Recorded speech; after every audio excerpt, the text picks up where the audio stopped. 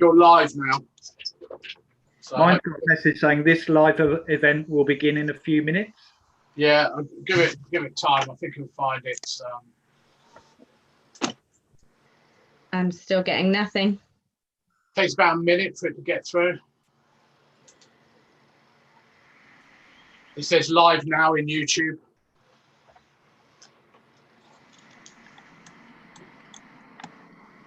Not live on my YouTube.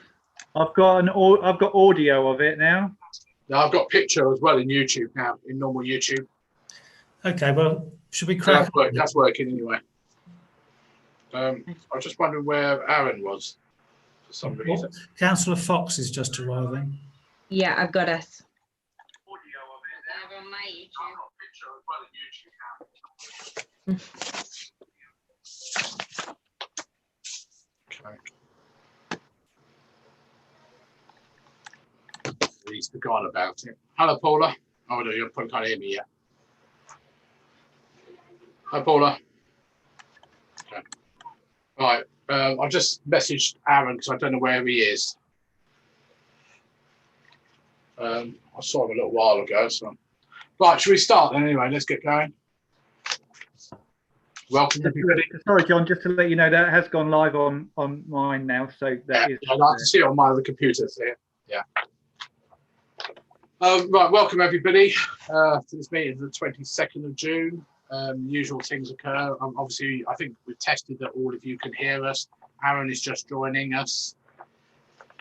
Hopefully Aaron can hear us. Nod your head if you can hear us, Aaron. Yeah, I can hear you. Yeah, good, excellent, thank you. This is obviously going out on YouTube as well. Usual thing is if you want to say anything, please try and put your hand up or anything. We'll try and keep an eye on you. And remember, if you're muted, to unmute yourself. As Alan mentioned, just would you just say Alt-A or Control-A, you said? Alan? Alt-A, but the spacebar does work if you hold it down or don't just tap it very briefly. Yeah, I think it's a press to talk now rather than on off. Okay, so let's start. Sorry. Apologies, Chair.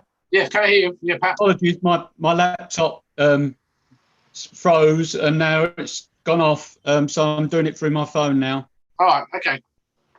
So Colin, can you?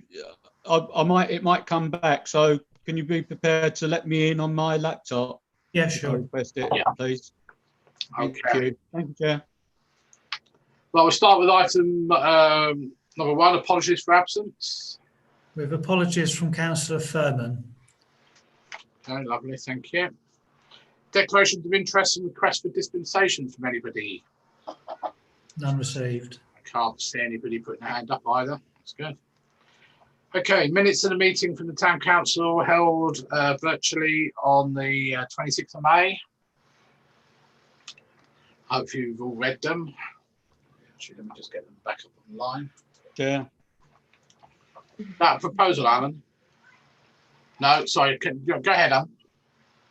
Can't hear you. Sorry. I'll come to you, Pat, in a minute. Sorry, failing to unmute there again.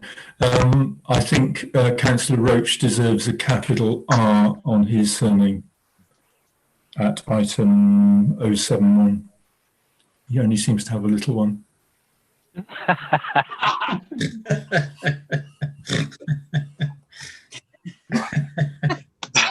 Okay, I'll make that amendment. Okay. Councillor Hannon, did you have something to say then? Did I see? Yeah, I was going to propose we accept the minutes, Chair. Okay, lovely. Thank you very much. Can I have a seconder then, please?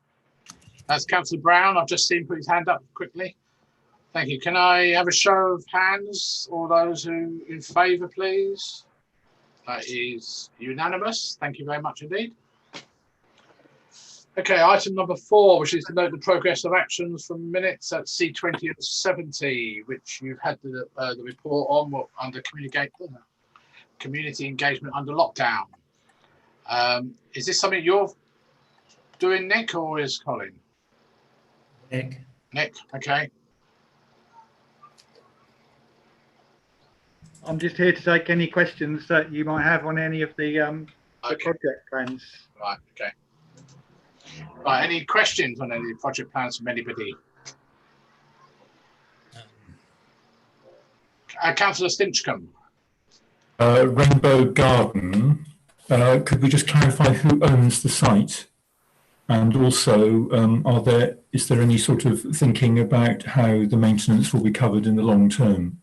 Because it's quite a bit of money going in, which I don't resent in any way, shape or form, but if it all just falls apart because we haven't really thought about maintenance, I'd be a bit concerned about that. I think Colin can confirm that the land was transferred to the town council. That's correct, isn't it, Colin? 125-year lease.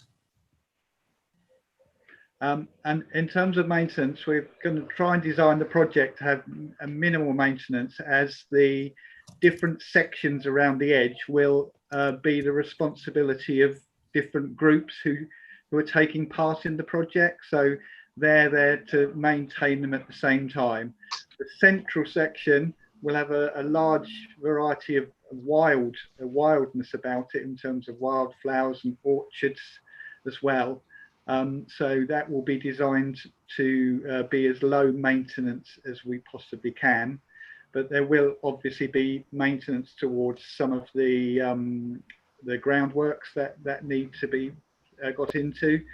I've been talking with a number of other projects like this, and they are the type of projects which do attract grants as well. So we would be looking to get grants for this project too. Okay. Did I see you put your hand up, David Smith, or not? I was going to. Perhaps you're just a mind reader. I don't know. Yeah, I just needed to point out that the Haverhill South People's Forum is a bottom-up organisation. So anything that they do, they can help support residents, but they're not supposed to instigate the actual project. So they'll help them to follow them through, but they can't actually be seen to be, as I say, instigators. Okay. Thanks, Stone. Councillor Brown. Thanks, Chair. Can you hear me? Yeah. Yeah, great. Yeah, for the Rainbow Garden, the old chalks and playing field, I'd like to put myself forward as part of the project team, if it's okay, as a volunteer. Got great interest in there. I went to school there, and obviously I was part of the original team that first met to discuss this. Yeah, so I've got an interest. I would like to take part in that, if it's all possible. And the other thing was the Leiston kitchen. I think that we should emphasise or try and make sure that everyone in the town is welcome to use the facilities there, and it's, you know, it shouldn't just be identified as a Haverhill South projects, even though we do welcome yeah, all the effort and work that they put into it. It should be for everyone in the town. I may have taken that, may have just got the wrong end of the stick there, but yeah, thanks. Yeah, I think the reason for mentioning them, that they've the two workers, Jay and Helen, have identified it as a key part of their delivery, yeah, in Haverhill South, which is why, you know, as Councillor Smith says, we can really assist with the development of the community there, and that will be a great way in which they can get involved. Okay, thank you. Councillor Hanlon? You're muted, Pat.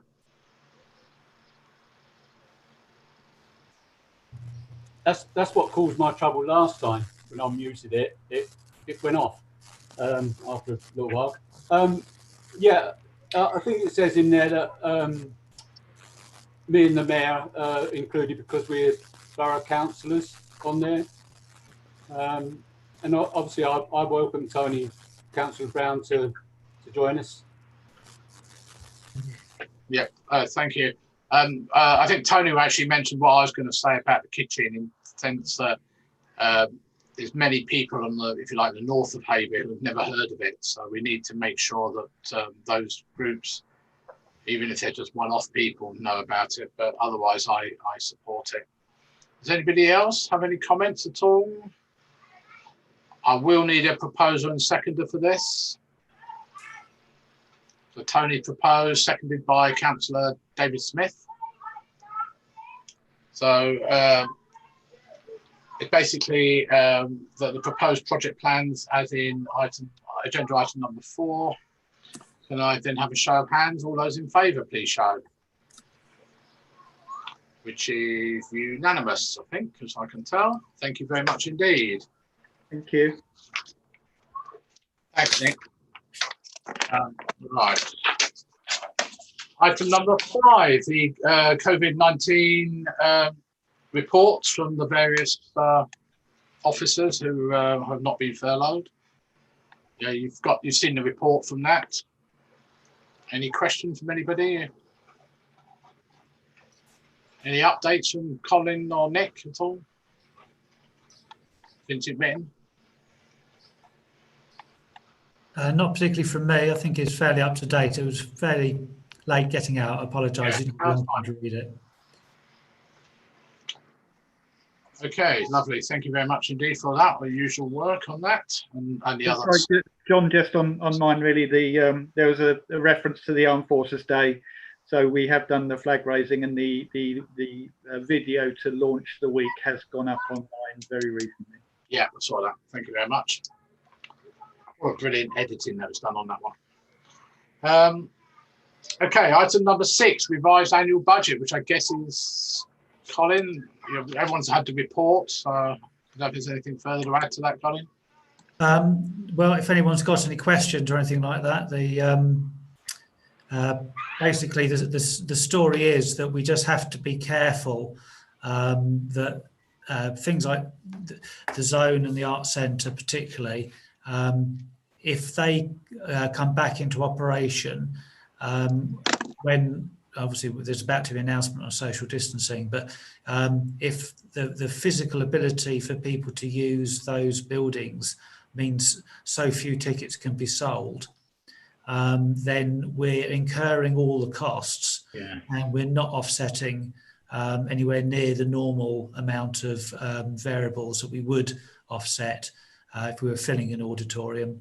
So we just have to be really careful that we don't, effectively give 4 or 5 people a private viewing of something at the expense of all the rest of the taxpayers in Hayville. Councillor Brown. Yeah, Chair, I totally agree with what Colin's saying. I don't think any way, shape or form should we open up until we can make it at least as viable as it was before we closed it. Obviously, there may be small events, etc., that we need to do in there, but honestly, I don't think we should. We can't incur much further losses. We cannot really open that until it's at least as viable as it was before we shut it. Yeah, thanks. Councillor David Smith. I just wondered if there's any funds available for the government, like the small businesses have, to sort of offset any losses at all. Is there any money that we can perhaps get from the borough? We are getting, obviously we are having the rates relief already, and those staff that are covered, that at least we can argue are covered by the generated income, we're able to furlough. But of course, that means there's a number of staff who we cannot furlough because they're already paid for by the precept. We are a public body at the end of the day, so the government is really saying they don't particularly want to subsidise public bodies that can raise tax themselves. If we didn't have any generated income, we wouldn't have been allowed to furlough anybody, because in theory we would have had enough money from the precept in the first place. I'm certainly not aware of anything different. Nick may be able to advise, because he's got good contacts with his group of different theatre venues around the country, to whether anyone has found a potential fund. The Arts Council had a first round of funding, and the majority of their funding went to theatres which were already part of the Arts Council roster. A number of local authority venues didn't have success in applying for their funding. the situation as a whole, though, is that you've probably seen on the news in the past couple of days, is that the feeling is that the theatres are going to really struggle unless the government does step in with some fairly mighty funding, especially for places that aren't able to do their pantomimes this year. So that it could be that there is a general fund for supporting the arts per se that we may be able to bid into, but the first round of funding that wasn't really for us. Anybody else? Any? Sorry, Councillor Stinchcombe. Colin, do you know if the Chancellor has confirmed what was leaked a while back about employers having to contribute to furlough payments to the tune of 20% and national insurance and pension contributions from August, I think it was? I've built those figures in that we would be getting less furlough funding. I mean, the truth is we only get, well, not only, but it's great that we get it at all, but we get £14,000 out of 60-something thousand pound staff bill in total. So although they pay 80% of a particular person's wages, that actually amounts to slightly less than 25% of the staff costs for us. So the fact that's going to go down to about 22% or something like that isn't really, I mean, it's made a difference, but it hasn't really made a huge difference to us. Councillor Brown. Yeah, thanks for letting me come back in again, Chair. Yeah, just a thought. Long-term projects, Colin, obviously, hopefully, we'll be out of this COVID epidemic or pandemic by sometime next year, hopefully later this year, and hopefully it's diminishing fast. Yeah, long-term projects, i.e., my pet little project, the splash pad, and our other long-term projects. What sort of effect do you think there will be to this? Because to be fair, we really, once we're out of this, we still need to provide, these sort of projects for the town. Do you envisage any sort of long-term hit to our plans? Not from our point of view, because the figures I'm working on is to land us where we intended to land on March the 31st. Without having to dig into our reserves. So it's not changing our position at all as far as those things are concerned. I can't speak for the district. I get the impression that district councils and county councils have actually taken a massive hit. Yeah. Now, I think this was ring fence money that was Section 106 money, I think it was anyway, for the splash park. So that probably ought to be secure. But I don't know whether or not they'll find that there'll be other pressures, because they do use Section 106 money for maintaining other things in town. And it's not as if it's written into the legal agreement. It's simply what they're agreeing to spend it on at the moment. Yeah, thank you.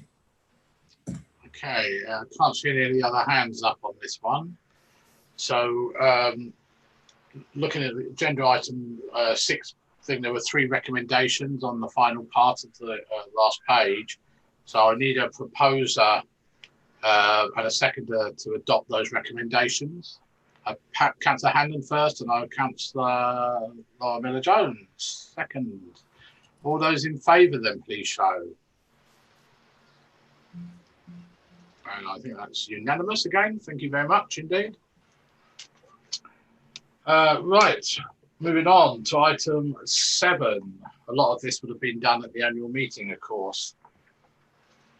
Is there anything you want to say on this, Colin, at all? And no, I mean, you hit the nail on the head by saying these are things that happen in the usually on the annual meeting, and we would kind of rattle through these. The first item is just simply because this is a particular thing that's being tested this year, so we're making a point of having it in black and white in the minutes for the external auditor's benefit. This is a slightly strange one in terms of any significant events. because it's events that happen during or at the end of the financial year under review, which is 2019-20, that may have had an impact and need to be mentioned in the financial accounts for the year ending March 31st. The external auditor has taken the view they're not expecting anyone to be including COVID-19 in the significant events, because whilst it did happen within the financial year, it happened too late to have any impact on that financial year. So we simply need to note that fact, that it happened at the end of the financial year, and the council have taken the impact into account now, because we just looked at the budgets again to make sure that they're safe. That's it. Right, lovely, thank you. I can't see any hands up on that, so I need a proposal in a second that no significant, I'm going to cough it. No significant event that happened in the previous financial year requiring reflection in the annual accounts. Councillor Brown, Councillor Lismith. And also, that, as Colin just said, it was the noted the impact of COVID-19 occurred at the end of the financial year after budgets were set. Right, so we have a proposal and seconder. Can I have a show of hands for that, please? Any against? Any abstentions? No, sorry. Did you put your hand up, Jason? Sorry. Can't hear you. Oh, sorry. No, I voted for John. Okay, sorry, your hand. Sorry, mate. Sorry. Okay, going on to 7B for Bravo, review of internal controls. So to consider the internal auditor's report for the year ending March 31st. I'll keep looking at Colin first of all, in case there's anything you want to add, but I've got Councillor Roach willing to speak. Only to propose, Chair. Propose, okay. So any seconder then in that case? Councillor Brown, myself, first of all, sorry. Unless anyone's got any comments on this. No, okay. All those in favour then, please show. Okay, that's unanimous. Thank you very much. 7 Bravo 2, consider review of internal controls for the council. Which again, you've got. Any comments by anybody? So this is a standard document that I simply go through and update with anything that's happened in the last year to do with reviewing the internal controls. So it's always a slightly kind of just very slight changes from what you've already seen before. So proposer, Councillor Roach, I guess. Yes, Chair. The seconder, Councillor, I think it was David Smith. Did I just see you put your hand up? Yeah. All those in favour then, please show. It's unanimous again, thank you. 7 Bravo 3, to consider review of the internal audit. And Councillor McManus, is that? Joe, no, Joe is having trouble getting online. He said he'll be on as soon as he can. Okay, thank you, then. Any comments? I do need a proposal seconder again. Councillor Liz Smith proposing. Yeah. Okay. Councillor McManus was second. Thank you. All those in favour, please show. Okay, that's unanimous again. Thank you. And finally, under 7 Bravo, number 4, to review the terms of reference, specification, effectiveness of the internal audit. Again, I need unless anyone's got any comments on that, I need a proposal seconder. Councillor Stinchcombe proposing. Yeah. Okay. Any seconder? Councillor Liz Smith. Lovely, thank you. Can I have a show of hands then, please? Lovely, thank you very much. Okay, going on to 7C Charlie. Adoption of the annual accounts, income and expenditure. Any comments? Any comments from Colin at all? Or no, I mean, it is what it is. If people are familiar with the documents, It's just simply a brief summary of the finances of the council in the last financial year compared to the previous, and then the balance sheet is the tally. The closing balance on the general fund analysis is because the £500,000 invested in the CCLA property fund is a fixed asset in accounting terms, as opposed to like a bank account.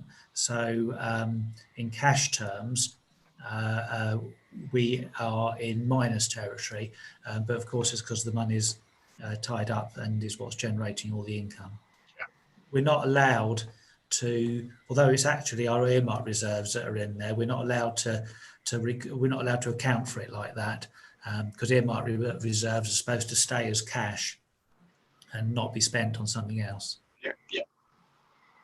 Any comments? Again, I'll need a proposal and seconders for this. Councillor McManus proposing.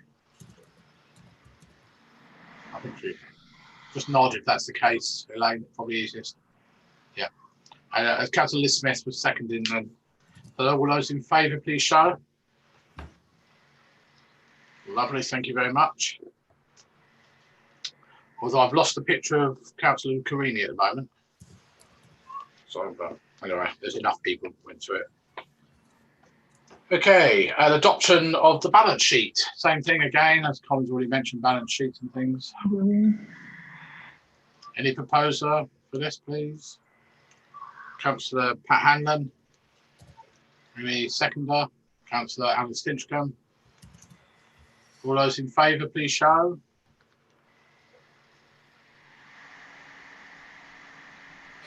I don't know what's happened to Aaron. Are you there, Aaron? I've got no picture and no sound. Okay.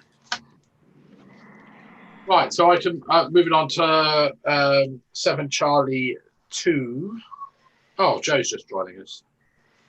Charlie C2. Yeah, Joe? Can you hear us? Okay, we're on 7 Charlie 2. Sorry, that's 2 as in Roman 2.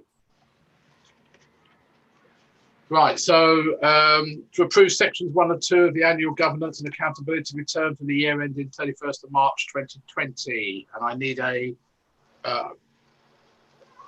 will need a proposal and seconder for all of these. Before I do so, sorry, I just want to mention I did email Colin yesterday, day before, I can't remember what it was, about the asset register. There's some things that we may need to consider for next year. To remove some long-term things that really probably shouldn't have gone on the asset register in the first place, but are certainly obsolete and probably don't exist anymore. But we'll do an asset check. I know Councillor Mark, sorry. Oh, no, I'm not muted, am I? Can I just ask a question? Climate change reserve. I thought that the council agreed 10,000. I'm just wondering why it's 8,325, but we spent nothing.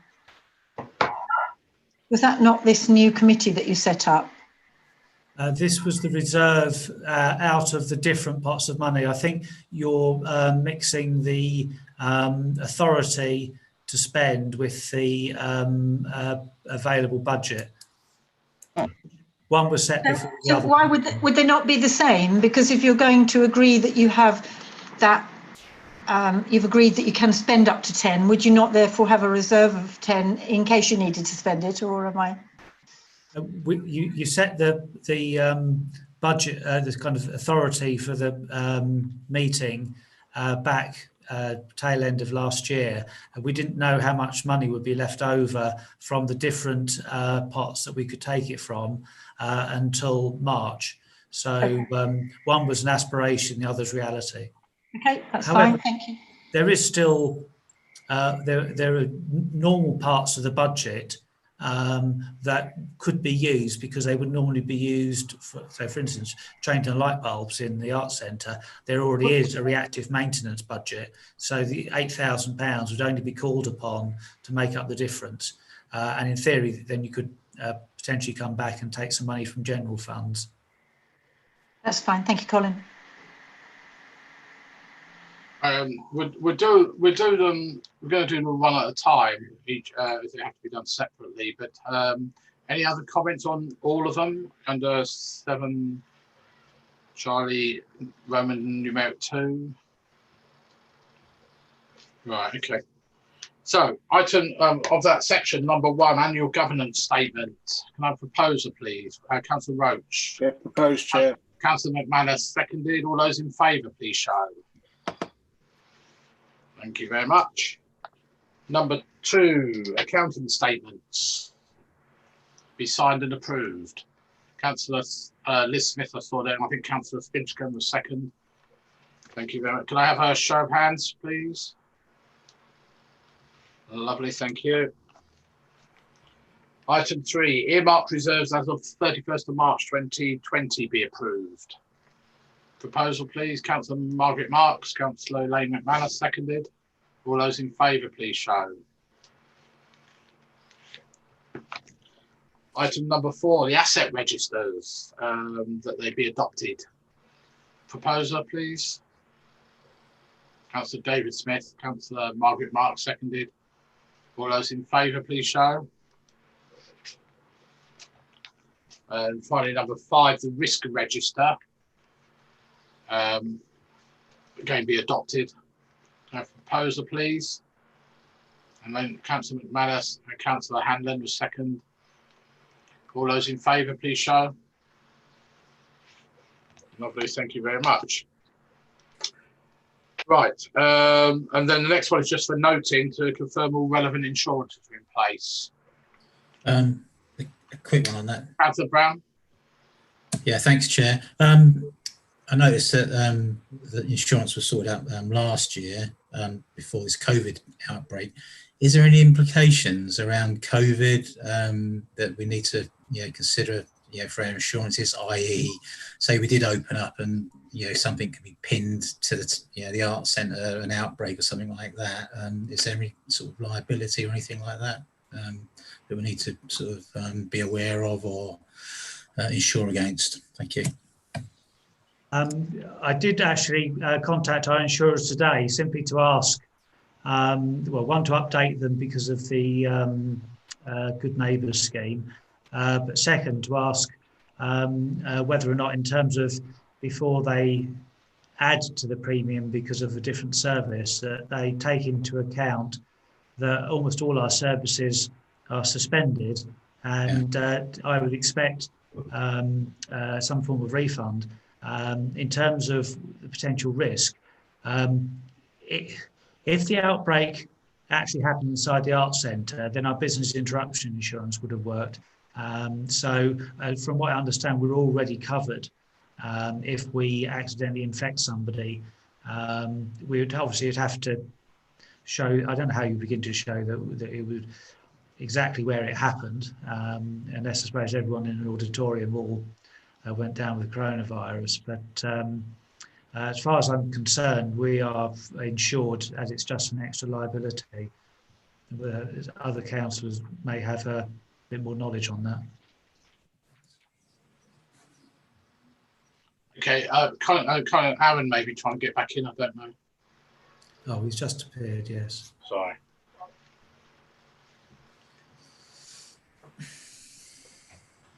Sorry, Aaron, I don't know where you went to, but anyway. Okay, so that's for noting. I assume nobody's got any problems with it. That's item 7D, we're just noting, Aaron, just to know so you know how far we're up to. Right, thank you very much on that one. Okay, item 8, reports from district county councillors on issues pertaining to Haverhill. First of all, the police, I sent out the SMT thing. Councillor Hanlon.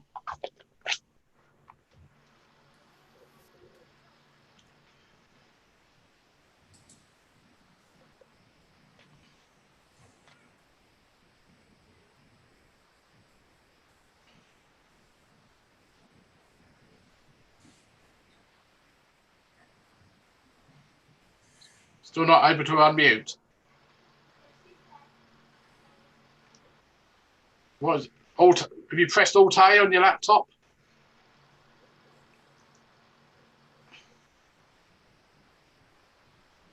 No, I can't hear you, Pat.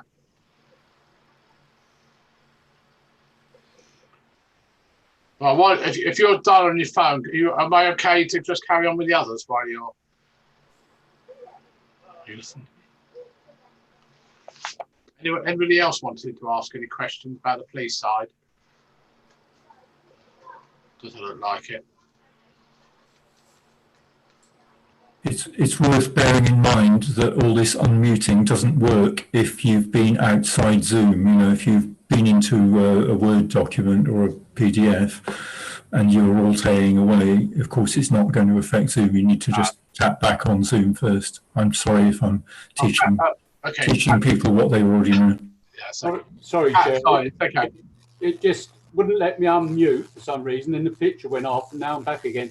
Okay. Yeah, it's on the police matter. I've had a complaint about and I apologise to Councillor Brown and Councillor Roach because there's a few here that I'm going to speak about on my report as well. They're in your areas. Julian Close, 1:30 a.m. in the morning, a motorbike on the in the farm. What do they call it? Willsey. Willsey, yeah, the Willsey farm. Yeah. He didn't say, he couldn't remember which particular night it was. I think it was sometime over the weekend. But it was 1:30 in the morning, and they was doing motorbike rides around the farm area. Yeah. So, you know, I don't know if Colin wants to report that or whether it'd be either Councillor Brown or Councillor Roach. Did the resident report it via 101 at all, do you know, Pat? No, he reported it to me, which I'll say I've got 2 other items as well. Run your items off, Pat. Let's hear what you got, what they are, please. Oh, right, okay. Right, the other one is, you know, they've closed the Chatham Road. They've closed it today, I think he said. Yeah. All the pensioners were standing at bus stops in Shetland Road, and obviously a bus didn't come round there. So is there any way that you could, I think this is David's one, if you could get signs put on the bus stops, temporary signs saying that that road is closed, so they'll have to go into Chalkston Way to catch the bus? I'll see what I can do. I think the chances of them doing it are quite rare, but I'll talk to Highways. Because, you know, sorry, Pat, okay, so before you carry on, the message that went out from Highways, for some strange reason, went to Ipswich buses and First buses, which don't cover Haverhill. So I forwarded it on to Stagecoach, and Stagecoach said they were going, obviously tell their buses not to go around there, but they did say they were going to do something to the bus stops as well. Well, that hasn't happened. And, also, they said that the residents didn't receive any notification of that the road was going to be closed as well. Well, there's big signs at the entrance. I bet they wouldn't be, because there's, what is it? How many houses? 200 is there on that estate? Yeah, but there's big signs at the entrance to Shetland Road saying the road's closed for 3 weeks during the week. Yeah, well, elderly residents obviously don't walk along there. They wait for the bus. Okay. So they wouldn't know. Okay. And what's the third one, Pat? The other one was obviously they're going, I think it's from the 24th, the Ratting Road's going to be resurfaced. Yeah. And there was a complaint that they've only just done the markings. So it's a bit of a waste of money doing the markings in the Ratting Road. Yeah. That's what it told me. Okay. It's only a nighttime closure, just to be wary, by the way. Thank you, Chair. Okay. All right. Thank you. Anybody else on the police side of things? Can't. Oh, Councillor Marks. John, I did raise this the other day at One Haverhill, but the traffic, the cars that have got lowered suspension, they have no front number plates, they are driving recklessly around the town. I'm getting endless complaints, and I have to say, I was cutting my road hedge yesterday, and I ended up having to put the ton bags in the road because the speed of all of the traffic going along there. I've had complaints about Bergamot Road, and apparently the guy there is just horror struck by the speed. I don't know what's happened, but it is much worse since COVID, and it's not stopping, and there seems to be nobody controlling it. And I think, you know, I don't know how we control it, but it can't go on the way it is, because it's really, really not acceptable. And the, you know, the lowered suspensions, the exhausts, which I've had police cars driving past these people who've got these exhausts that have been made to go loud.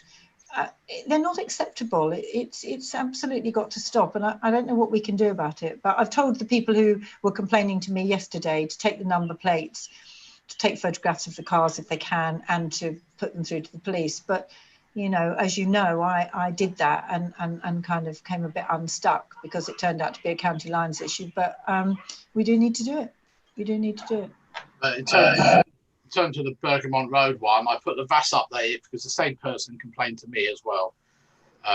But in terms of the other two roads that I've just took the data for yesterday, they actually haven't changed. Strangely enough, I thought they would have done. Still high speed. I'm not saying they're not low speed, but Bergamont Road, as I explained to the gentleman, is been consistently below the threshold for them actually doing anything. There's the occasional one car, but so I put it up there again yesterday, as I have done in Howe Road on exactly a similar request from someone there. So just to let you know. But yeah, in terms of the other thing, they need to report it direct to the police, really. Otherwise, reporting to council is fine, but you know, it's third party then, it's hearsay. Of course. Have you ever done it on Withersfield Road on a Sunday or a Saturday, John? I'm not allowed to. No. Why is that? Because you have to put them at least 2.5 meters above the pavement, and there's nowhere suitable down there. They were going to take those other ones away, the ones that don't work, but they. Can you not put them on Can you not put them on a telegraph pole or a? No, not allowed to. The telegraph poles are far too big. I can't get attachments for them. There's nothing in my garden that you could attach them to. You're welcome to put a pole in my garden if you want to do it. We've looked along there. The only way to do it is to put covert devices that the police do, which can be put down at ground level. So, Okay. Councillor Brown? Yeah, cheers, Chair. Wasn't there a plan to set up a speed watch scheme in Haverhill?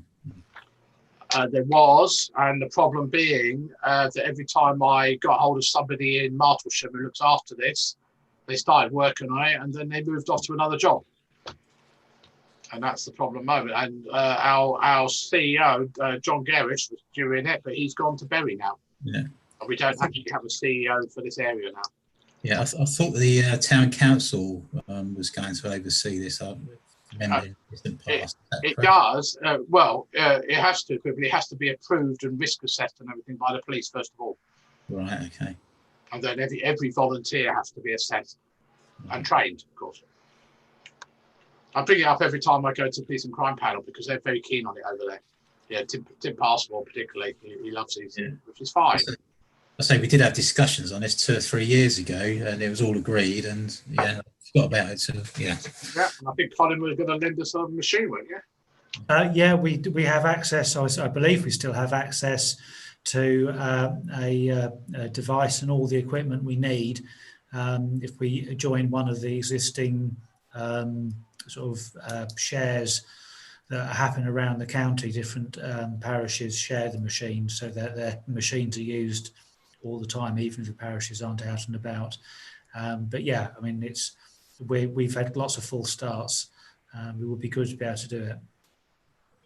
I mean, just to update people, I've been doing this fast thing for 3.5 years, I think, something like that.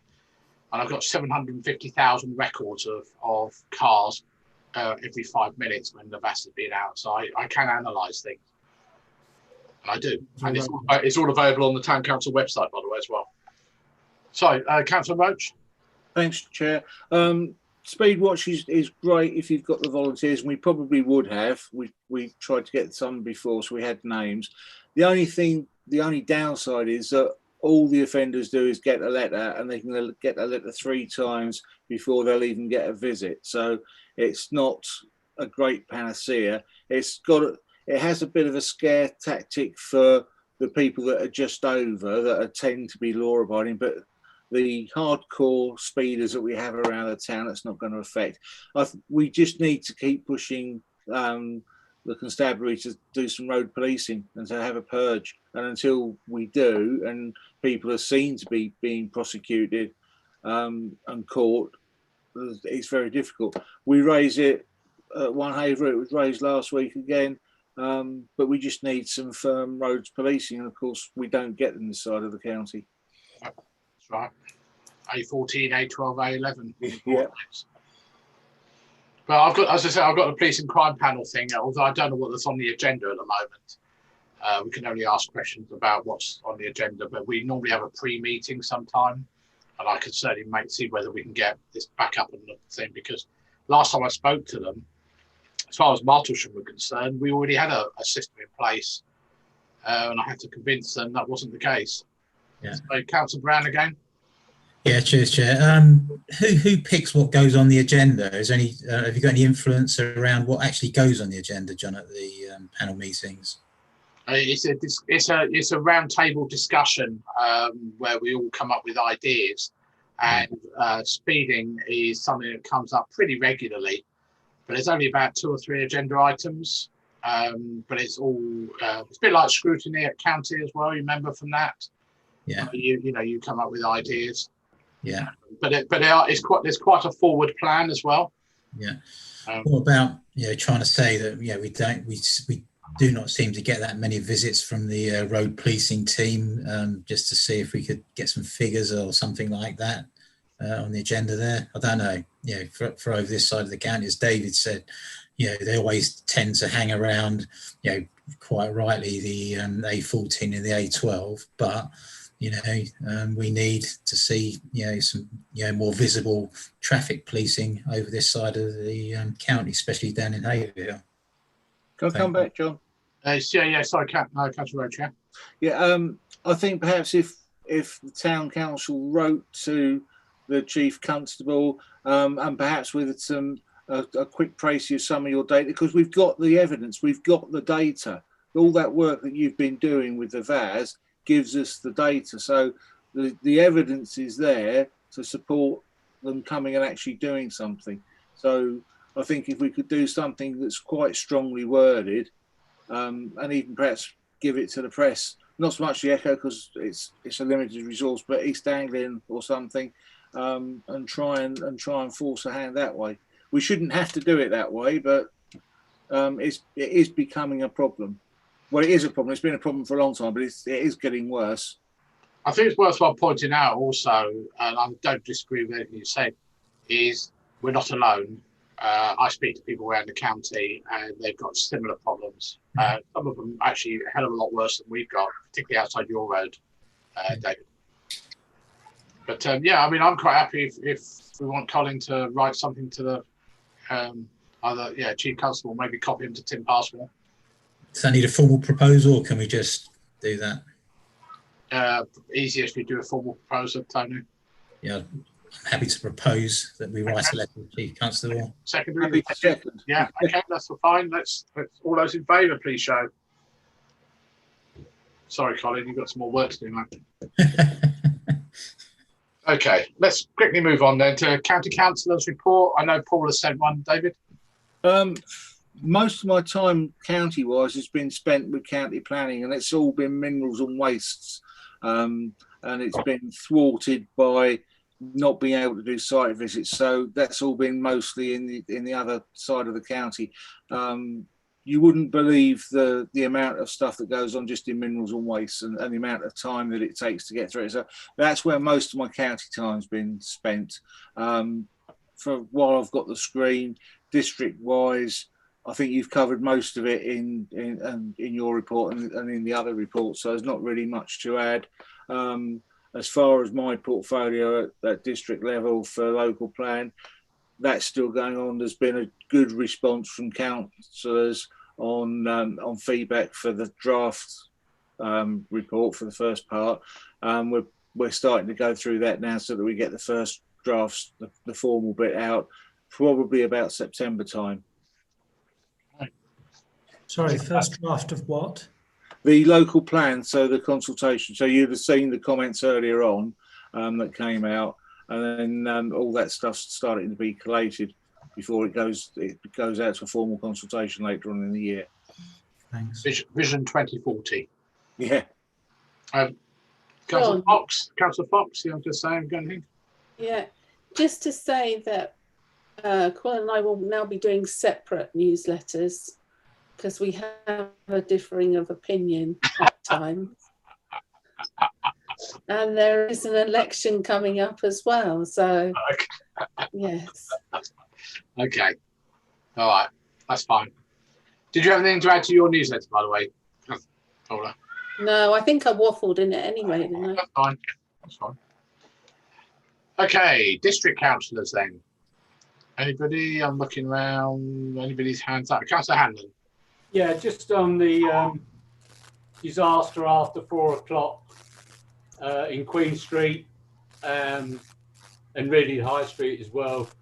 I noticed the, you know, there was all the cars, plenty of cars there for takeaways when they shouldn't be. They should, and there's a dirty, great big yellow sign saying that only disabled people allowed. And I noticed today I was down there at 4 o'clock and the council were taking the cones away because that's brilliant. There was no cars down the high street.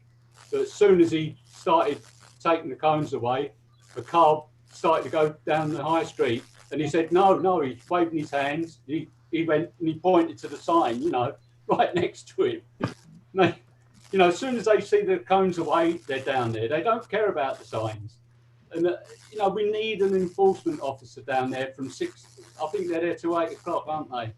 And we really need an enforcement officer down there because there's going to be a bad accident soon because everyone's sort of strolling about now in the high street because they think it's all clear. And then all of a sudden you're getting the cars zooming down there. And I think Mark's already noticed that normally the boy races are going up and down Camp Road now instead of the high street during the day. But as soon as they take the cones away at 4 o'clock, boom, the boy races are down the high street. It's just crazy. I mean, it's worthwhile pointing out that Councillor Lucarini and myself have spent 8 hours every day down there the whole week. And we've seen all this. Your councillors, you know, you shouldn't. That's not your job, is it? You know, it's great you did it. No, we're not. We're advising people, Pat, that they shouldn't go up there. Yeah, well, at that time that you know the enforcement officers got involved. Really. But the enforcement officers cannot stop moving traffic. They're not allowed to tell people. They can only issue tickets to people parked illegally in those roads. So then, well, there will be in Queen Street. But the high street, no, because the high street, well, there may well be because I never noticed after, because I was only, it was soon after 4 o'clock, but all I saw was one going straight the way through. They do park down there, we've seen it ourselves. Right. I don't know if you wanted to add anything, Councillor Carini? Only that some people have been following the signs. You do see them drive along, they stop, they read them, and then they go on their way. Obviously, there's some people that just couldn't care less. We've seen it with the no entry signs. The road's now one way, and the amount of drivers we were stopping for going down the wrong way. Several couldn't care less. Very abusive about it. Yeah, although I have to say today, I had a phone call from a West Suffolk officer who was down there at 4 o'clock today, who told me that they opened the road up and virtually everybody went southbound and nobody came northbound, which was completely different to what it was like last Thursday night at 4 o'clock, where we had over 100 vehicles, as I said in my report, in 2 hours, over 100 vehicles came through the no entry sign. Councillor Mason, you wanted to speak?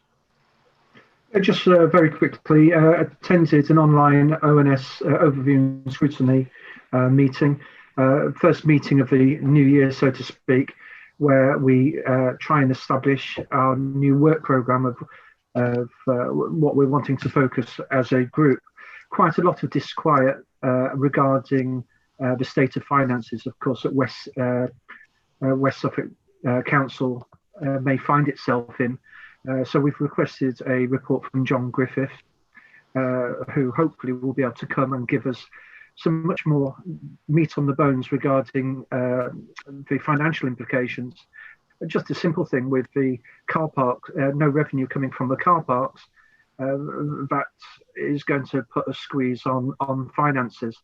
And of course, there are a number of projects in the pipeline, and ONS were really quite keen to understand where are we now regarding those projects that are already in the pipeline and what the financial implications are going forward. Quite worrying times, and I haven't got much to report back, but hopefully after the next ONS we can I can report back what the focus areas will be on, and we can all be a little bit clearer regarding what the financial implications of COVID has been. Thank you, Joe. Yeah, it's all going to be very interesting, finances. Anybody? Councillor Hanlon and then Councillor David Smith. Yeah, just a couple of things to report. I've got it's an ongoing issue with noise from, it's now called the fitness room in Strasbourg Square. It used to be called the boxing one. That was what it got permission for. With the punch bag, or two of them, that's causing a real big noise issue for the residents. And also I've had a housing issue as well, which has been settled. Thank you, Chair. You talk about the fitness rooms in Chalkstone Square, in Strasbourg Square? Yeah. Okay. Yeah, that was something I raised when they asked for planning permission, but I was told by Environmental Health it was fine. Well, can I come back? Of course. Yeah. It's causing vibrations of the wall. Yeah, I said that at the time. Yeah, I know. Okay. Well, maybe it might be worthwhile reporting it to enforcement, Pat. Yeah, I've reported it, okay. And it's ongoing. Okay. Sorry, sorry, Chair. Just come back. I found out. I thought it was Haysbury, but it's not. It's West Suffolk problem. Yeah, the building's owned by West Suffolk. They sublet some of the flats to Haysbury. Yeah. Councillor David Smith. Sorry. Yeah, just as you know, the development control meetings are carrying on apace. They've decided to split them where necessary now, so that we hold them every 2 weeks instead of every monthly, because the case code can get a bit much for one meeting. I believe they're restarting the licensing. Pat, is that correctly? I think I got an invitation to a training for the licensing, so that's going to be starting again soon. Yeah, next week I think. Yeah. It might be, or week. I'll have to get my diary to find out that it's soon. Yeah. Other than that, in the ward itself, the usual problems with fly tipping. I managed to get that cleared again last week, but it does appear as if a lot of the stuff is being dumped from outside the ward. You know, because there's a nice through road around Greenfields Way, and people just seem to turn up with their vans and just dump their rubbish. I don't think most of it actually is from the ward itself, from the Clements estate. So it's a difficult one to police. Thank you, Dave. Councillor Roach. Yeah, just to come back, it's an information thing, really. You'll have seen if you've been out down the town that all the planters for the summer planting have gone out. So that's hanging baskets, the 3-tier planters, and the barrier trough planting along Herringhausen. So they're out. Hopefully with the 3-tier planters in the high street, they won't get moved around by people that think that they're in the way for parking and stuff. So hopefully the closure will help stop some of that. But yeah, that's all out. Yeah, look nice. Thanks, David, and Sue as well. Pass it. Councillor Brown.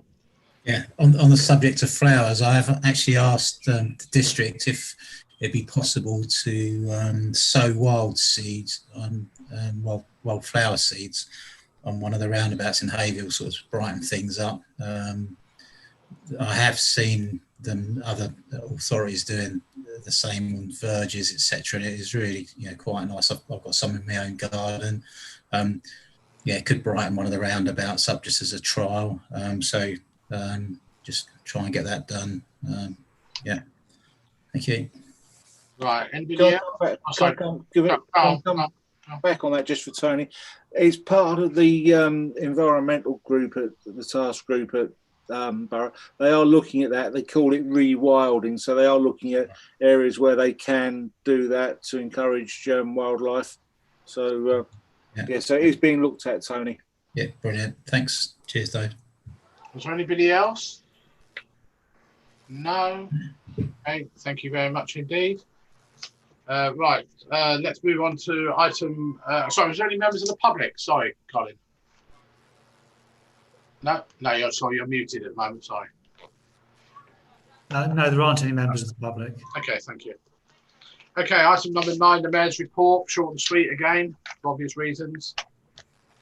No comments, I assume. I did the filming of the, or Aaron and myself did the filming of the Armed Forces Day flag raising this morning, and I've been editing the video, as mentioned earlier on by Nick. That's now available on social media with the contributions from the 3 cadets. Have a look at that. Yeah, thank you. Any comments on the mayor's side of things? I don't suppose so. No, lovely, thank you. Moving on to item number 10, the One Haverhill Partnership. Unfortunately, I couldn't go to it last week because we're out trying to stop traffic. So Colin was the same. So I don't know if anyone else. I haven't seen the meeting. Is it about? I don't even know if it's. I've looked it online. I can't find it online. Anybody? It wasn't recorded. I think John recorded it for the sake of taking minutes because there was no minute taker. Oh, okay. But it didn't work anyway. John has sent a request out to board members if they gave a report at the board to send him copies of that report because for some reason it failed to record the meeting. Okay. Can I just say that creates a problem because of. So you muted, Margaret. That creates a little bit of a problem because, of course, Lois didn't arrive. And so I tried to cover some of the health and wellbeing and I answered questions and I can't always remember what I answered or it's a bit slightly difficult that because, we weren't asked to do a report prior to the meeting because I thought Lois was going to do the report on health and so on in Haverhill. So it's a bit complex that I think, unfortunately, maybe if John had asked one of us to take notes, it might have been easier than knowing that later that the recording didn't work. Because quite a lot of information came out of that meeting and now we've kind of lost it, I think. So a little bit sad. We need to, I guess, check our IT a bit better, really. So yeah, not so good. I did report at the meeting that Andy Cutting is leaving the Clement surgery. It's an enormous sadness to us all. He has done a tremendous job with him and David Brandon in turning that surgery around, and I don't know if this council feels, he leaves in a couple of weeks' time, would be nice to say thank you for what he did because truly he's done a pretty awesome job and I'm slightly worried for the future, but we'll have to see how that goes really. Okay, was there anything else from any of those who attended that meeting? Councillor Carini? So can I just comment on the Business Improvement District? Just to let you all know that they have now written to Ian Gallen to notify of their intention to hold a ballot in November. And I should have a business plan to share with you all in the next couple of weeks. Thank you for that. Anybody else? Can I just ask Margaret something? Is that yes, Paula, yeah. Do you have a replacement already or was it a bit short notice? I'll be honest, I think the intention is not to replace him because I'm going to report straight to David Brandon, which is slightly worrying because I have a fairly unique relationship with Andy where I can deal with problems on an almost daily basis or concerns from residents. David Brandon's not going to have that time to devote to me to fill that role. And I haven't yet met with him to see where he thinks that might go. And I think it's a great shame because that PPG has been acknowledged as, a really frontliner for PPGs. And we've got 28 members on the board. It's been running so well. So I have my concerns, Paula. I won't let it go. I just worry that relationship that has avoided, has got residents' inquiries and concerns answered fairly quickly. I think that's not going to be as easy going forward. I just feel that. So the answer is no, I don't see a replacement. I'm not being informed. I'm meeting with Andy here on the 2nd of July. He hasn't had time beforehand. And I think it's immensely sad that he's going. I'll be honest, he's just, you know, he's been an amazing guy, really. Yeah, Amazing. Yeah, he is. Yes, good. Okay, was there anybody else on the One Haverhill? If anyone attended the meeting online last week, got anything comments? No. Okay, should we move on to item 10 Bravo then? The Haverhill Volunteer Centre and Good Neighbour Scheme. I guess that's you, Colin.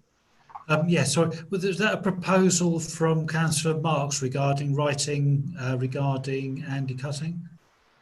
Please, I just think a thanks to him for all that he has achieved here, which is remarkable. And those of us who have been involved in that front line, I can give you almost a bullet point of the things he's achieved, and they have been remarkable. His hours of work have just been amazing. So a thanks, I think, would go a really long way. But, you know, I don't know if councillors feel that's appropriate. All right, is there a seconder for that, please? Councillor Joe Mason. I saw there quickly on Paula, so you came up very quickly after that. Okay, can I've got pros and seconder to write that letter. Can I have a show of hands, please?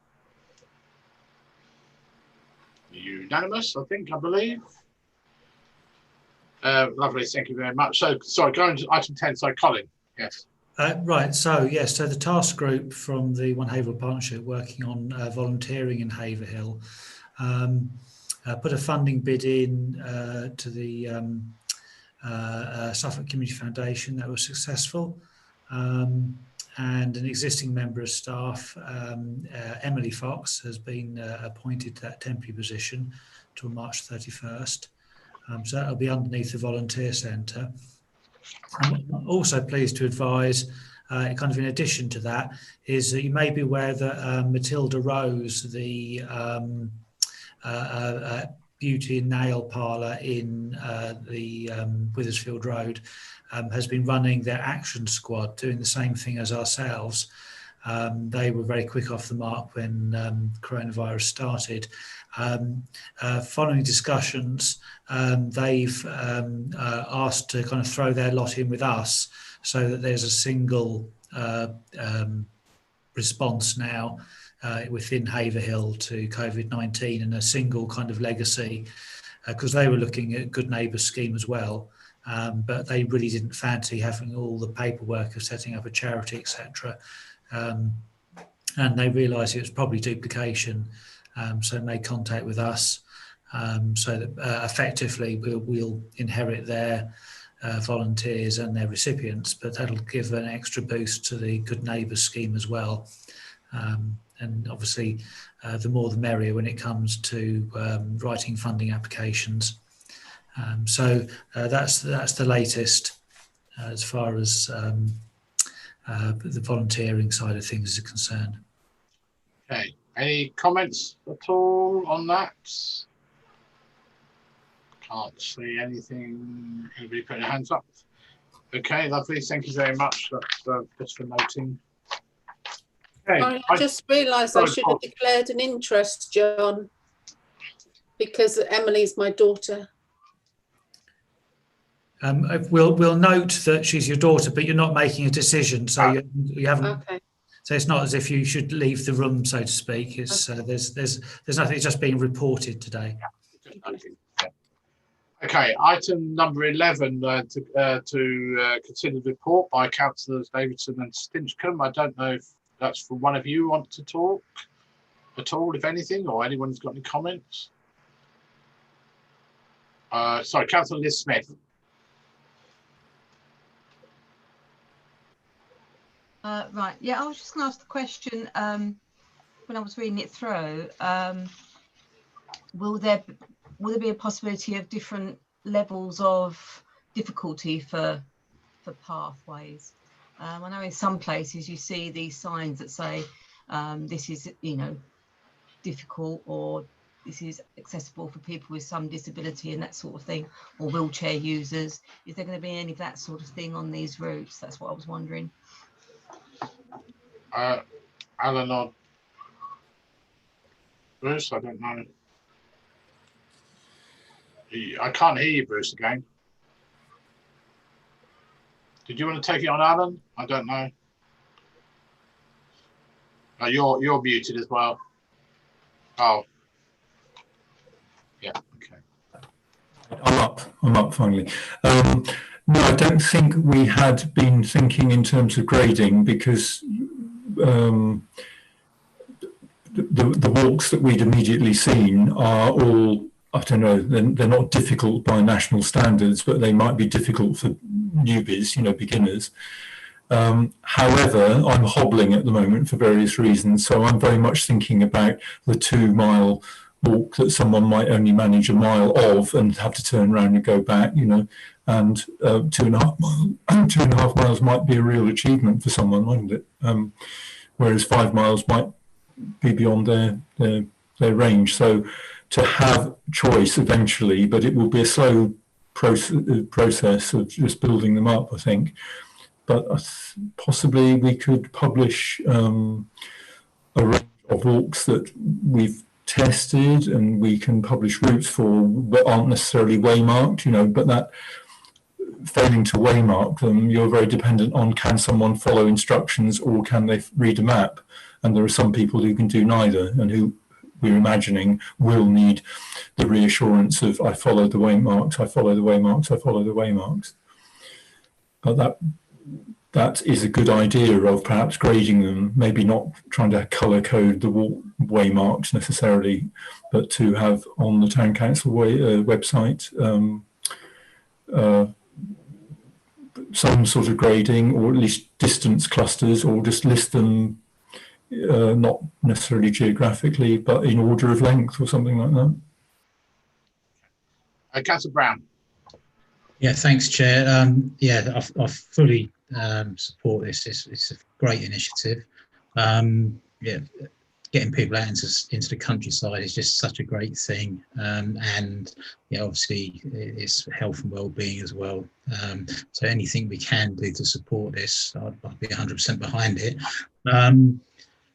It'd be good. I don't know if every walk that we do, we could have some sort of feedback page or something, I don't know, linked to our website. I don't know how it would work so that people that use it can interact, put their comments down, maybe even put some pictures in. I think that helps spread the message. But also mountain biking has really taken off over the last few years around Haverhill, and there's a lot of people that do it. I just wondered if we could potentially work, the Town Council could potentially work with Haverhill Cycling Club or something like that. They've got a great membership and a great leadership team there, and potentially identify a couple of mountain bike routes as well. I think that'd really be a great thing, because I know that some of the mountain bike fraternities struggle to find routes, and sometimes they'll end up potentially trespassing on farmland, or we could actually ask farmers if there's suitable tracks that we could use and incorporate them in there. So really 100% behind this. I think it's a great initiative. Cheers. Okay. I can't see anybody else. Thank you for sorry, Councillor Crooks. Yeah, just a question. There's a footpath across Sturmer Arches, isn't there? And that footpath links to 2 official footpaths. Perhaps it's a question for the county councillors. Is it possible for the county to adopt that as a proper footpath? Because it is a footpath. I see no reason why it can't be on a map as a footpath, as it links to 2. Councillor Brown may be able to take us about cycle paths, because he dealt with this previously. Yeah, been trying for a long time for this, and unfortunately it's all linked to the ownership of Sturmer Arches. That's why sort of John and myself have been really working on the ownership, because some of the county council won't do anything around routes across Sturmer Arches, while the ownership of the Archer Bridge is. That's why it's so important that we finally get West Suffolk Council to admit that they own it. Once they do, we can then say there's no excuses now, Suffolk County Council, please get on and make this into a much better route. And obviously West Suffolk Council can hopefully help with that as well. Thank you. Did you want to add something to that, David, or should I find out Paul? No, I think Tony covered it. The ownership's the issue. Once that's sorted out, then there's no reason why it can't get added to the definitive map. All it just needs is for a set of evidence and people saying they use it, and then it just goes to county planning and it gets put on the map and it becomes a proper constituted footpath, and then we can press them to do some work to actually maintain it. So, Councillor Fox, did you want to say something? They've told it's it's Suffolk County that own it, isn't it? No. They've sent me all the maps and everything. Who have? County. No, they dispute they own it. The actual bridge. This is why I've been up the record office for 2 days before COVID. I was going to go down to Kew to look at all the reverse the sales from British Rail residue to Haverhill Urban District Council. But why do you disbelieve they own it? We believe West Suffolk own it. Well, somebody has to maintain it. Right. Nobody's taking responsibility for the maintenance. That's the problem. Okay, sorry. Anyway, what I was saying, thanks, Councillor Stinchcombe and Davidson for the report. Basically, we're going to need a proposal because there's expenditure of, at the moment, estimated of £787.60 plus other costs about packaging and delivery and all this sort of stuff. So what I'm looking for is a proposal that these proposals are adopted and a budget of up to £1,000 be approved. Councillor Smith, is that a proposer? Yep, you're nodding. Any seconders to that, please? Councillor Brown seconded it first, I saw. So all those in favour, please show.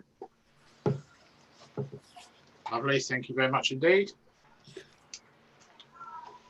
Okay, right, running through this. Item number 12, to authorise the payment list of £35,321.53. Can I have a proposer, please? Councillor Roach. A seconder? Looking for, Councillor McManus. All those in favour, please show. Thank you very much. Item 13 under delegated. Sorry, what am I talking about? Grants, sorry. I missed the line. Item 12, Bravo. To consider a grant application from the Havia Silver Band to purchase replacement baritone horns.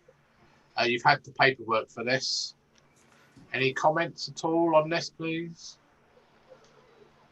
They do a fantastic job. They're going to be doing a fantastic job for us again on this Saturday for Armed Forces Day. They did magical stuff for PE Day. Councillor Roach? Is that a proposer? I can't hear you, sorry, Dave. Sorry, too many screens open. Yes, proposed, Chair. I'll second that. Mark seconded it. All those in favour, please show. Lovely, thank you very much indeed. Item 12, C for Charlie, to consider a grant application from the Haverhill Gymnastics Club to fund challenge and rent increase. You probably saw the document and you probably remember that we gave them £25,000 to set up in Hollands Road. But the landlord is now wanting to massively increase the rent. They are trying to find an alternative site around the town, which I've worked with them for 2 or 3 years. Councillor Marks? Yeah, I'll propose that. It's a good use of money. I saw Pat. Is that sorry, Pat? I saw you come second. Do you want to put second that? No, I'm just saying, why has it gone up 15%, 50%? That's a big increase. You can't. That's private landlords. Chair, can I just ask a question of Colin first before we get to the proposal? Colin, is it legal for us to fund a legal challenge over a rent, to give a grant to pay for legal advice for something that's not ours? I just want to be clear that it's legal. It's a proper valid request. I can't see any reason that it's not. It's a grant request. Basically, effectively, it's about the leverage that we could help them get. There's no reason under the general power of competence that we can't do anything that an individual can do, and certainly an individual could assist somebody with their legal bill if they like. To be accurate, this is a professional bill, not necessarily a legal bill. The first case is actually getting somebody in to demonstrate that it's not a fair rent increase. I just worry that if we're not careful, then loads of other organisations could come to us and start asking for money to challenge their rent increases. I'm not sure that's a valid task for town council. The danger is, of course, they couldn't afford to, if they'd have to have such an increase in the fees that it means some people in Haverhill wouldn't be able to take part. And having invested £25,000, it's a shame if it's ruined so soon by a greedy landlord. Yeah, no, it's fine. I just wanted to check that we were right and proper. I've got Councillor Crooks, then Councillor Laura Miller-Jones. Thank you, Chair. Yeah, it does sit uncomfortably with me that our residents are supplying money for legal advice. Thank you, Chair. Councillor Miller-Jones.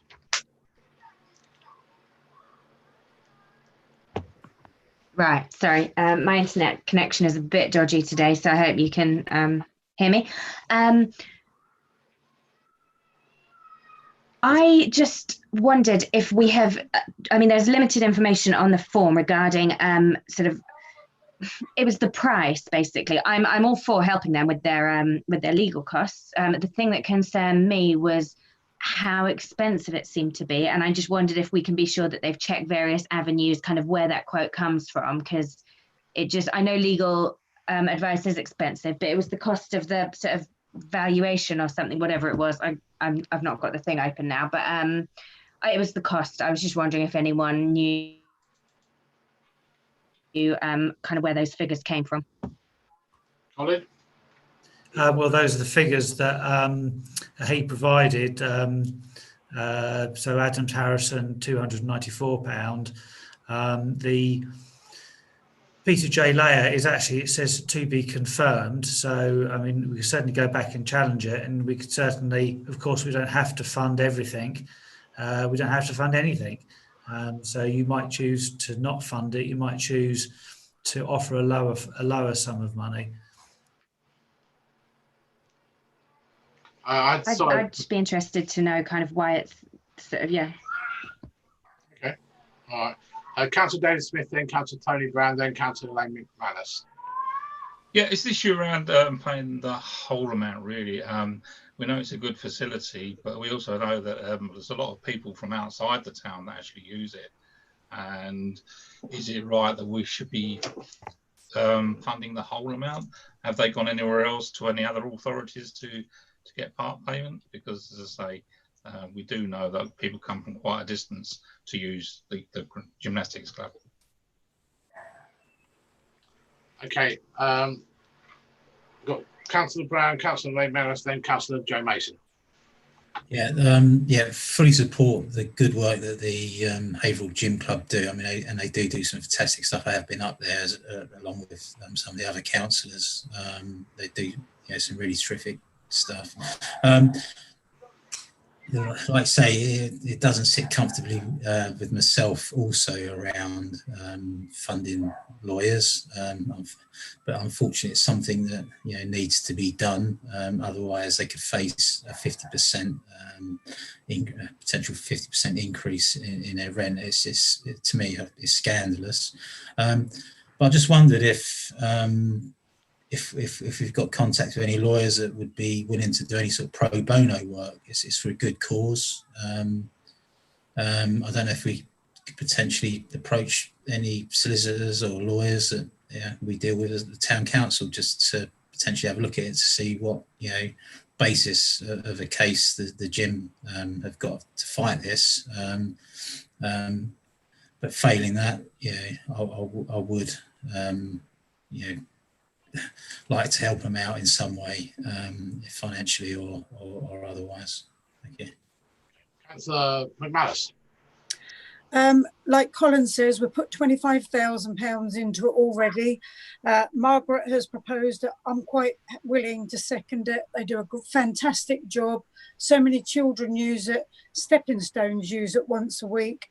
Fantastic. I know he's looking for other premises in town and has not had much success. Okay. Councillor Joe Mason. Yeah, I'd just like to voice my concerns along with some of the other councillors about the rather unusual funding for legal costs. It is run as a not-for-profit, and whilst absolutely I feel confident that they should be able to put grant applications in, I also feel that they should be able to be finding those sums of money from within. They have a suitable membership by which they should be able to have funded that legal challenge. And also, I feel we need a little bit more information about, actually, it appears that the landlord is being quite unfair, but we don't know about the deal that was struck initially. It might actually, for the amount of gymnastic clubs take up very large areas of space, and without wishing to vilify the landlord, I mean, it might be a legitimate charge, although quite a hike. It depends on the initial agreement in order to get the gymnastics club up and running in the first place. I'd just like to voice my reservations about funding legal costs. Okay, I've got Councillor Bill Jones again, then Margaret Marks. I just wanted to sort of support Tony's suggestion. That was actually sort of I was thinking along those lines, and then Tony said it. And if we could find a way to get some kind of pro bono legal help for them, that would kind of solve all the problems. It would save us having to spend sort of council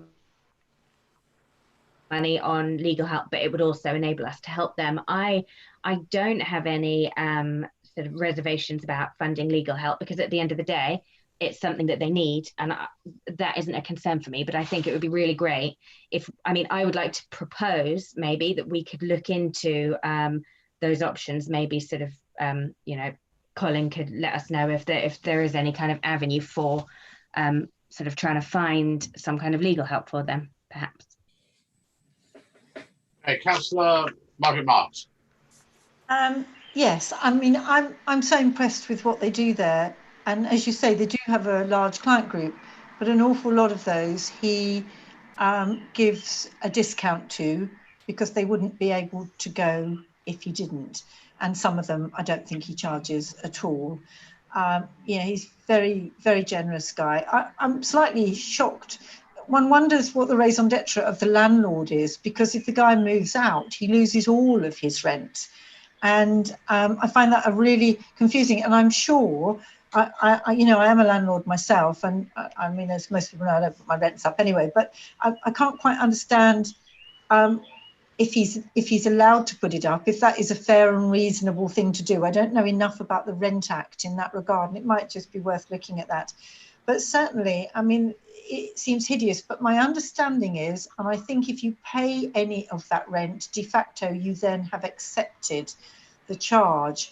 So I think there will be a time scale here whereby he needs to get some good advice about how he needs to proceed. So it may be that perhaps, as you say, perhaps somebody would give that hour. A lot of people will give you a free hour and give you just that basic advice to say, this is the direction of travel that you need to go in.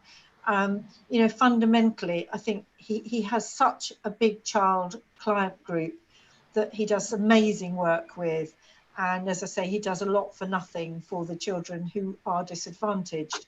And I would hate for that to be lost in this town. So it's really quite a small amount of money to maybe achieve something very big. Okay, I've got Councillor Jason Crooks, Alan Stinchcombe, and then Pat Hanlon after that. Yes, sorry. I also worry about the risk of whether the legal advice and the work will be successful.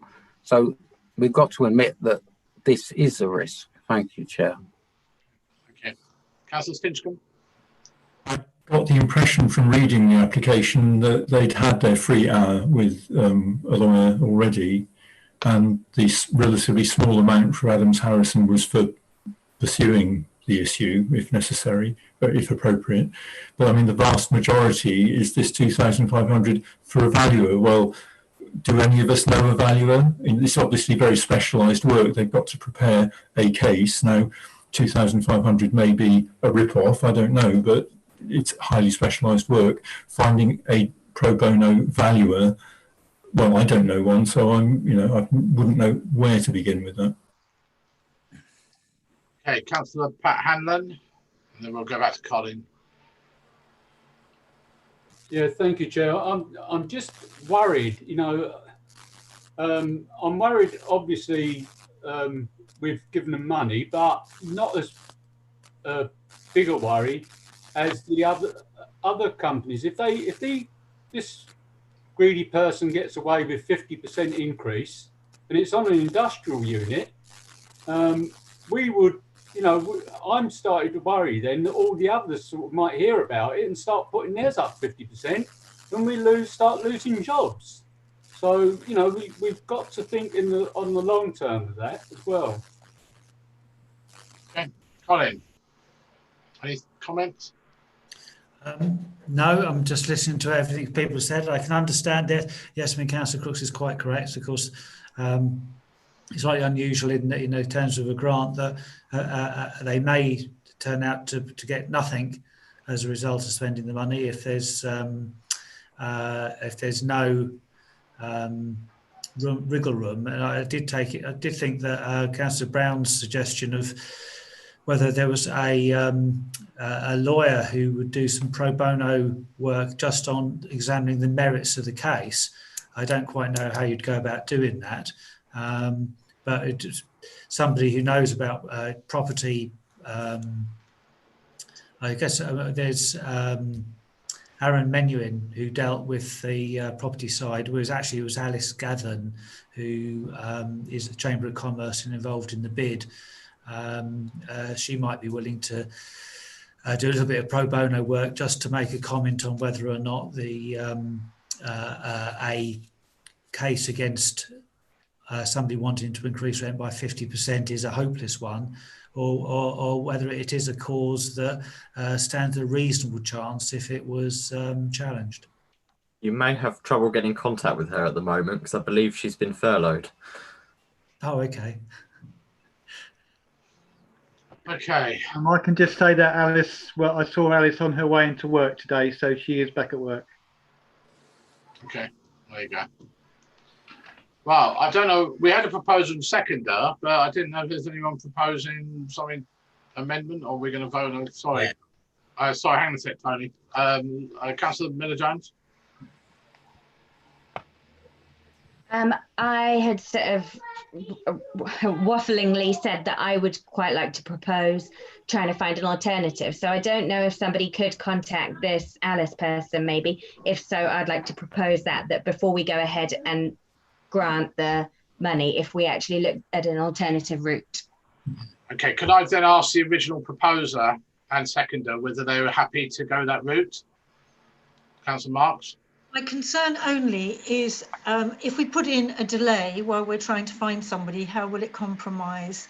How will it compromise them? Because if we are going to cause, this to be compromised, and we all know the enormous amount of work that he does. I mean, some of the figures in here confuse me slightly about the rents and then other fees that he seems to have to pay.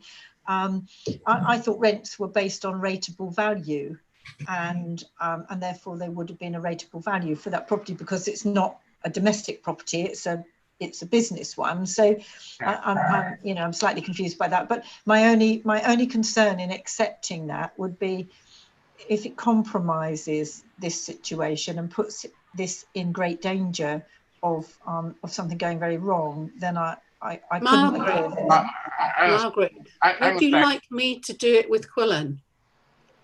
Do what, darling? The town council haven't got. I've only got like 8 months left, and I want to get down to zero on the county on my locality budget.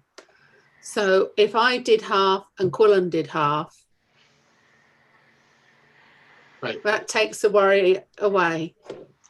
Well, what I was going to suggest was, and I don't know whether Colin agrees with, is that we can delegate the authority to Colin as the town clerk to talk to some valuer, if you can find one, or this lady you just mentioned, Alice, was it? And if that's no good, and then we go down that route. Yeah. Sorry, Councillor Roach. Think about it. Let me know, Margaret. Yeah. Just.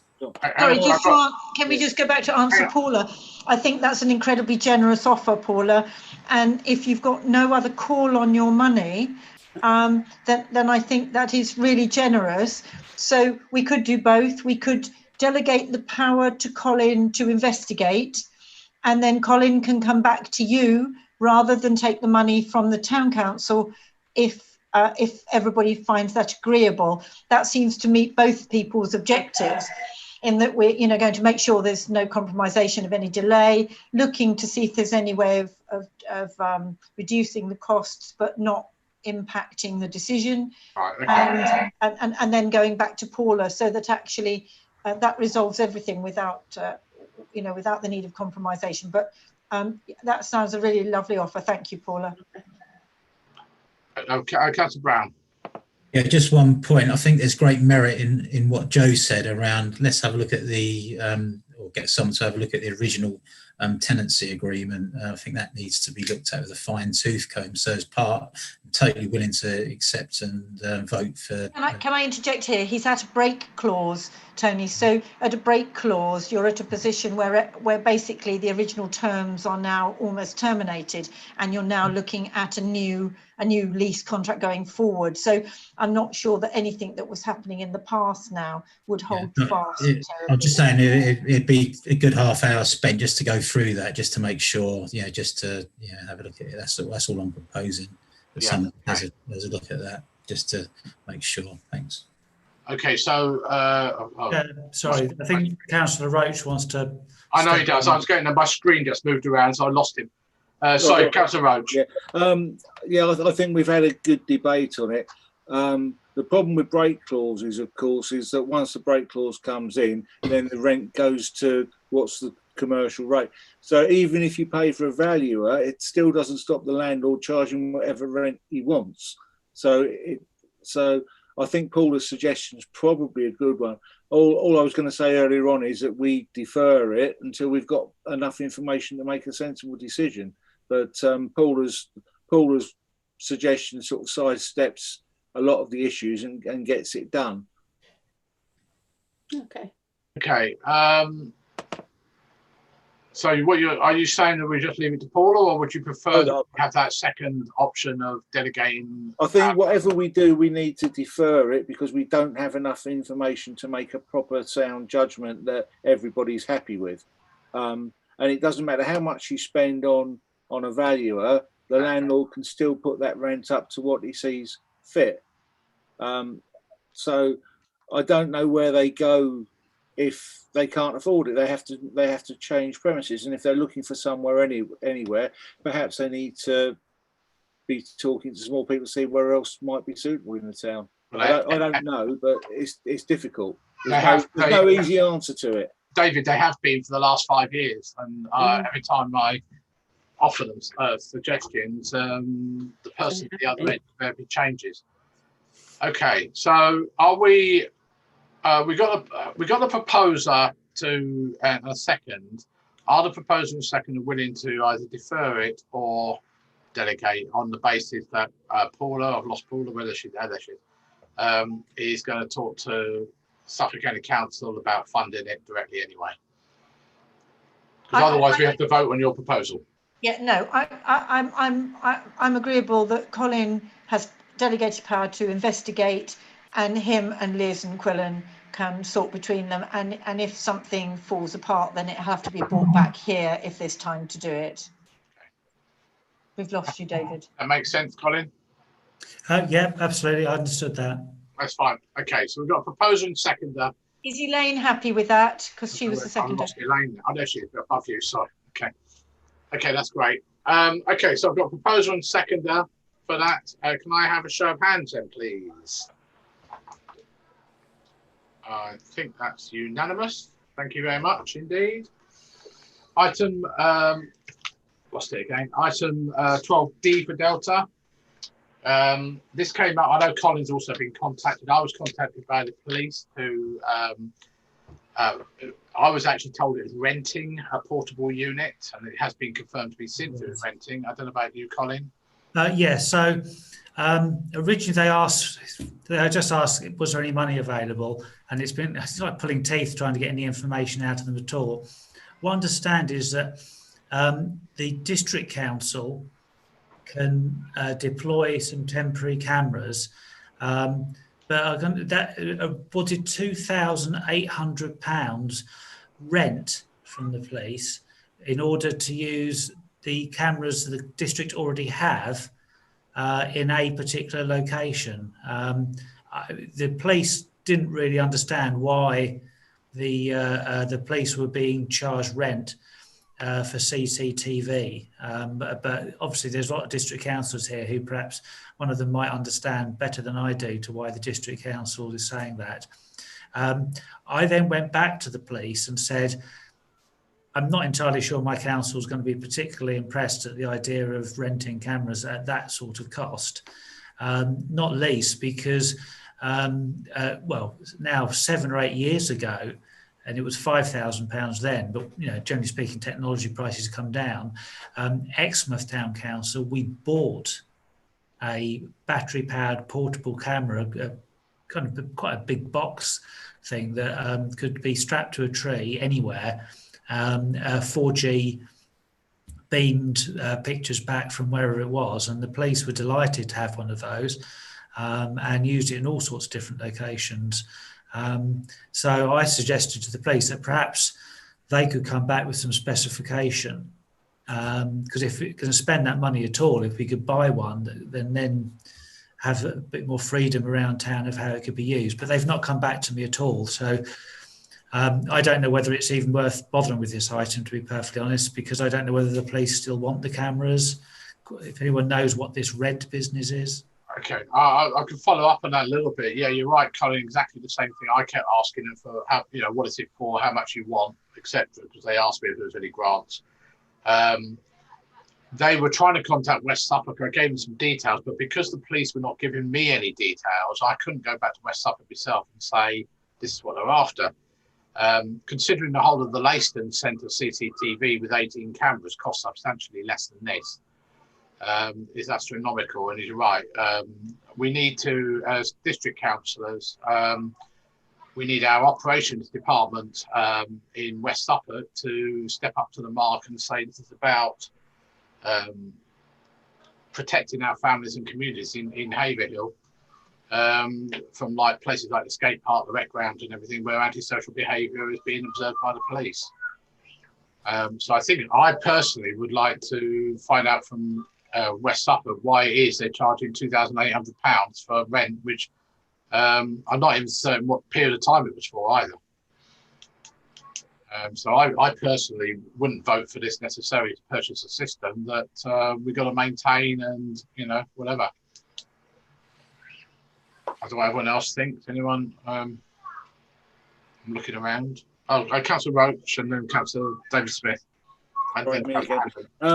Yeah, I mean, if we were funding a portable camera system that the police were going to use solely in town to do stuff for us, I could see the value in it. The danger of buying some equipment and the police have it is whether it stays here and they go, oh, well, we'll just take that to Sudbury because we've got a problem there and we never see it again. So if it stayed here, that's fine. But given the commitment we get very often to do some of the policing stuff, I'm not sure how viable it is. I think we need to drill down why West Suffolk wants to charge for using systems that we've already got. That just seems to me just a money-making scheme. So I think we need to challenge that first. Okay. The other thing I did, so just before I get on to David Smith, was I did, because I couldn't get the information, and it was about Howe Road, I said, well, maybe we can talk to Taylor Wimpey and see if they've got a grant scheme of some sort, as they're right next door. Councillor David Smith. I may be mistaken, but I thought there was something in the police budget to pay for CCTVs. I thought won't we be paying twice for the same thing? Or am I mistaken? You mean the police budget or our budget? The police budget themselves. I thought there was a separate part of our council tax, if you like, for policing goes towards the purchase and maintenance of CCTV. I think they do have some things, but it's West Suffolk is obviously managed by West Suffolk Council. That's what the parking charges pay for. Let's move on. Councillor Hanlon, then Councillor Brown. I think I saw. Yeah, I'm a bit worried about this. The last time the police had the portable cameras, and I think it was owned by West Suffolk Council, they had it nicked. So I'm very worried that might happen, and we're sort of paying out for something that gets nicked. Councillor Brown. Yeah, thanks, Chair. This is just an observation, really. Once again, we go to these meetings, we do this training, etc., about joined up working and etc., and then you find the West Suffolk Council they're proposing to charge the police via us to put cameras in so that we stop antisocial. It's just the whole thing is an absolute blinking mess. The whole thing. Wow. As well, I'm not too happy with the police. Colin's approached the police. They haven't even had courtesy to come back to them. And I fully support the police and what they do. I know they're underfunded and all the rest of it. But it just seems that no one is actually in control or takes charge or wants to drive anything forward. All that people want to do is just come up with excuses all the time. It's just an observation. That's it. I think you're right, Tony, but I think protect our local police a little bit, is that they have to deal with their hierarchy. Yeah. And I think what they do, they ask us locally about what we could do, and then we pass it back. It goes up some massive management scheme, and then eventually. Exactly. Then everyone says no. But this is the thing. Locally, we would bend over backwards to help the police to do whatever they wanted, and the police would, local police would accept that. But it has to go through this management system where everything the will gets diluted. But by the time anything's done, everyone's lost the will to live, and it's another 3 years down the line.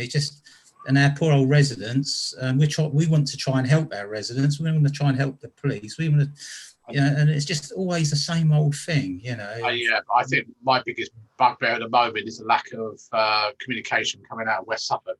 Yeah, the whole thing. It's just a mess. Okay.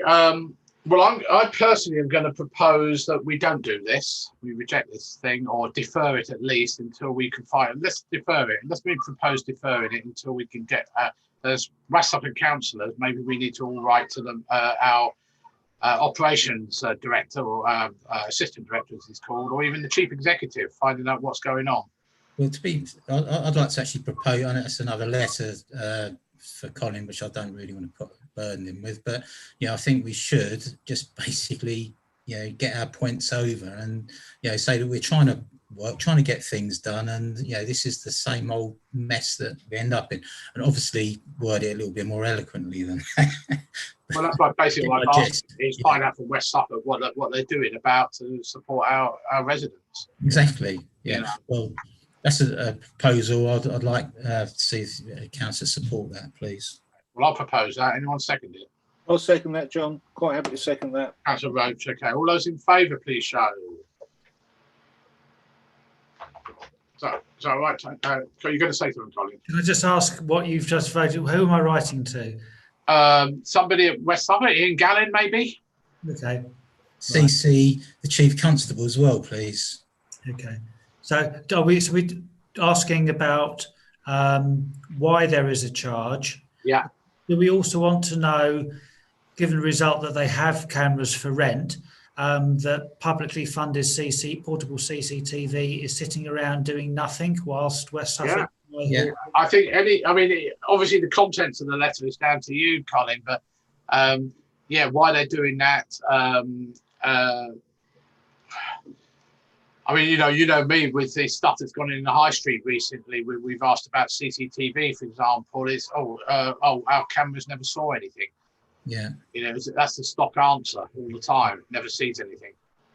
Okay, right, thank you. So it doesn't help that the camera on the top of Peacock's building, which I sat there the other day watching it, takes 3.5 minutes to do 180 degrees.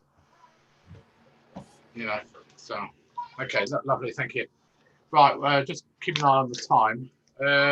Right, item 13, action taken under delegated powers. Colin, anything to add to what you said?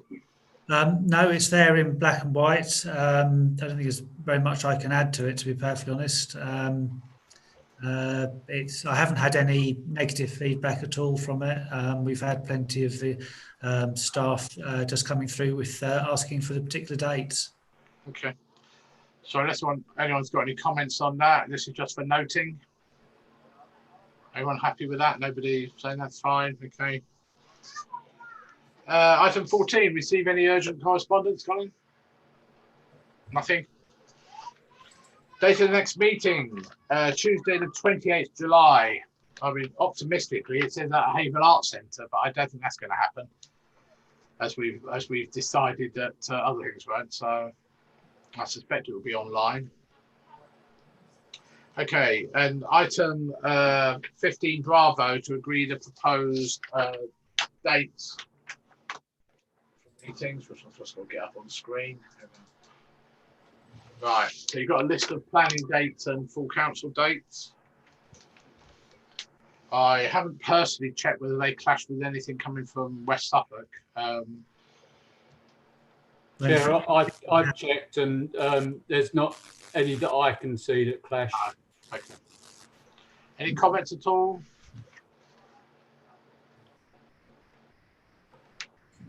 Okay, I need a proposer on this. Councillor Fox, Councillor Smith seconded, if that's okay. All those in favour, please show. Thank you very much. Right, thank you very much indeed. We're coming to the end of the meeting. Appreciate all your help, and quite a hot evening because I had to shut the door and the window, and I'm getting quite warm in it. Sorry about the red face. That was sitting down the high street all last week. Appreciate it. Stay safe, everybody. And I'll close the meeting at 20:59. Colin, can I just have 2 minutes with you? Yeah, okay, right. We'll have to do something different here because